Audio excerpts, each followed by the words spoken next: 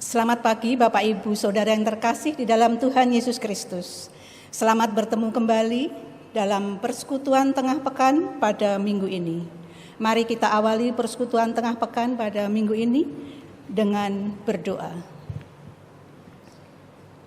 Terima kasih Bapa dalam surga yang sudah membangunkan kami semua, menyertai dan melindungi kami semua dalam hidup dan kehidupan kami.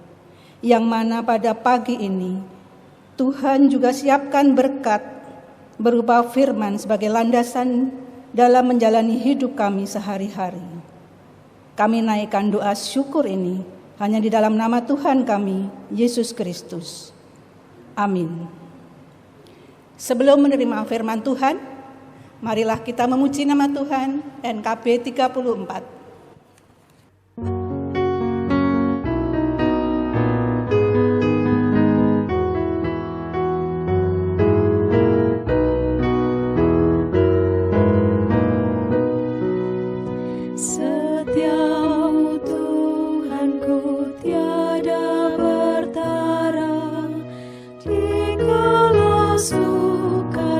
Saat gelap, kasih-Mu Allahku tidak berubah.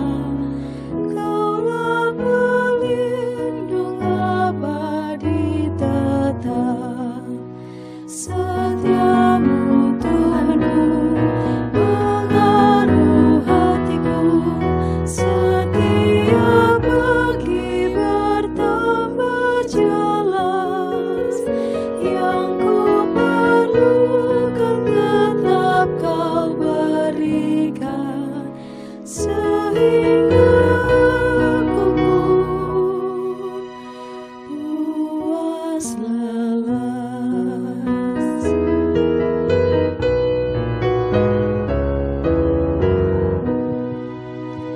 Damai-Mu Kau beri dan pengampunan, dan rasa khawatir pun hilang lenyap. Karena ku tahu pada masa mendatang, Tuhan temanku di terang dan gelap. Setiamu Tuhanku pengaruh hatiku. Setiap pagi bertambah jelas, yang ku perlukan tetap Kau berikan, sehingga ku puas lelas.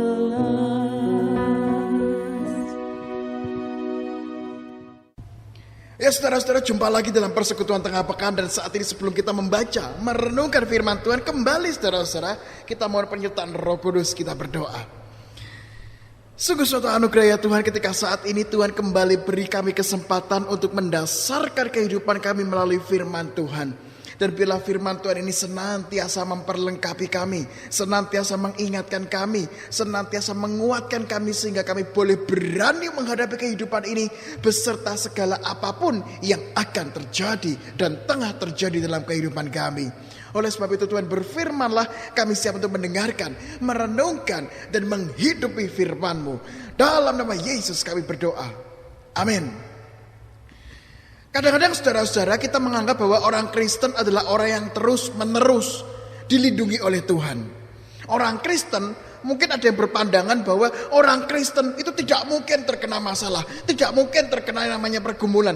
Semua pasti dilindungi. Maka dari itu saudara-saudara, kadang-kadang ada orang Kristen ketika tidak dilindungi, ketika mendapatkan sesuatu yang susah, mendapatkan sesuatu yang berat, seakan-akan, loh katanya jadi orang Kristen, tapi kok kenapa punya pergumulan, kenapa kok punya masalah, kenapa kok punya beban hidup.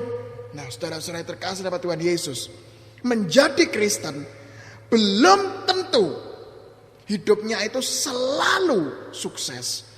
Belum tentu hidupnya itu selalu sejahtera.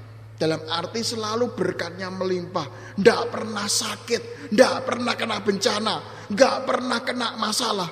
No, kekristenan itu bukan berarti hidup kita selalu sukses, selalu sehat, selalu yang namanya mendapatkan berkat. Bukan seperti itu saudara-saudara. Kekristenan itu tetap menghadapi yang namanya realitas kehidupan. Tetap menghadapi yang namanya lika-liku kehidupan. Sehingga tidak ada kaitannya saudara-saudara, menjadi Kristen itu pasti sukses. Ya. Saya pernah tahu saudara-saudara, ada sebuah gereja tertentu. Ya, sebuah gereja tertentu namanya itu yakin hidup sukses. Wah, dulu pernah ada saudara-saudara ya, yakin hidup sukses. Nah, sukses itu seperti apa dulu? Kalau kita memahami bahwa sukses itu gak pernah yang mendapatkan kecelakaan, gak pernah mendapatkan permasalahan. Wah, ya ini hati-hati saudara-saudara. Kekristenan tetap akan berhadapan dengan situasi-situasi yang berliku-liku. Kadang-kadang senang, kadang-kadang susah. Kadang-kadang tertawa, kadang-kadang menangis. Kadang-kadang berhasil, kadang-kadang gagal. Kadang-kadang sehat, kadang-kadang sakit. Itulah realitas kehidupan. Bahkan saudara-saudara di dalam Mazmur pasal 37 ayat 23 dan 24. Sekali lagi saudara-saudara, Mazmur pasal 37 ayat 23 dan 24 dikatakan, Tuhan menetapkan langkah-langkah orang yang hidupnya berkenan kepadanya. Apabila ia jatuh, tidaklah sampai tergeletak, sebab Tuhan menopang tangannya. Pemazmur saudara-saudara mengatakan apabila ia jatuh. Artinya apa saudara-saudara? Di dalam kehidupan ini terbuka kemungkinan orang Kristen akan terjatuh. Dalam arti menghadapi yang namanya kegagalan, menghadapi sakit penyakit, menghadapi yang namanya kebangkrutan, menghadapi yang namanya tangis. Terbuka kemungkinan itu. Dan mungkin saja saudara-saudara, saat ini ketika kita mendengarkan renungan online ini, atau mendengarkan firman secara suara, audio, kita menghadapi yang namanya pergumulan, permasalahan, dan juga beban hidup yang mungkin saat ini Anda dan saya rasakan. Mungkin saat ini saudara-saudara kita dalam situasi sakit dan belum sembuh. Mungkin saat ini kita dalam situasi baru merintis usaha baru karena kita dikeluarkan dari pekerjaan yang lama. Mungkin saat ini kita dalam keadaan patah hati karena ditolak cintanya. Mungkin saat ini kita dalam keadaan di mana ada konflik dengan anggota keluarga dan keadaan-keadaan lain yang tidak enak, yang tidak sesuai harapan. Saudara-saudara, itu adalah bagian dalam kehidupan. Dan pemazmur sudah mengatakan apabila ia jatuh. Artinya adalah selalu ada peristiwa yang tidak enak yang akan kita alami. Nah, terus bedanya apa? Nah, bedanya di sini saudara-saudara. Apabila ia jatuh tidak sampai tergeletak sebab Tuhan menopang tangannya. Ada satu kata yang dipakai pemazmur, tidaklah sampai tergeletak. Tergeletak itu artinya apa saudara-saudara? Tergeletak itu artinya tidak berdaya dan dalam keadaan gak sadar. Dalam keadaan di mana dia gak punya usaha. Saya pernah saudara-saudara suatu saat melihat kecelakaan dan ketika burst terjadi korbannya itu sudah ngeletak gitu aja. Saya pikir meninggal saudara-saudara, tapi kemudian hari saya tahu ternyata gak meninggal. Pingsan atau dalam keadaan mungkin kritis. Tapi tergeletak itu artinya apa? Gak berdaya apa-apa. Saudara-saudara yang terkasih, ketika kita melihat ayat ini, orang Kristen mungkin bisa dapat masalah. Orang Kristen mungkin bisa dapat pergumulan. Orang Kristen mungkin bisa dalam situasi bahaya. Tetapi bersama dengan Tuhan Yesus, pergumulan itu tidak membuat kita tak berdaya sama sekali. Dan menyerah dalam keadaan itu. Beban hidup, sakit penyakit tidak membuat orang Kristen tergeletak, tak berdaya dan menyerah. Makanya saudara-saudara, ciri khas kekristenan itu apa saudara-saudara? Dapat masalah, oke. Dapat beban hidup, oke. Dapat pergumulan sakit penyakit, oke. Tapi semuanya itu tidak membuat kita menyerah untuk menghadapi kehidupan ini.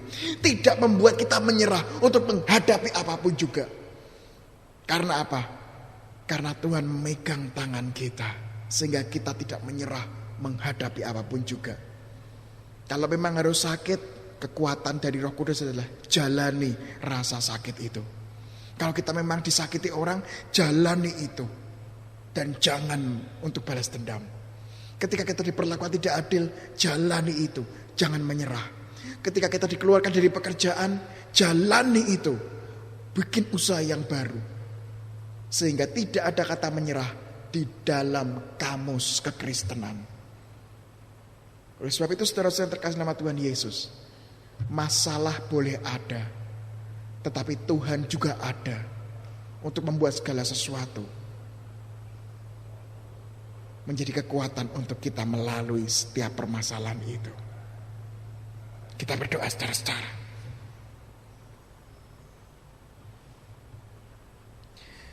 Sungguh suatu anugerah ya Tuhan, bahwa hari ini mungkin kami mendapatkan pergumulan dan hidup di dalam pergumulan itu.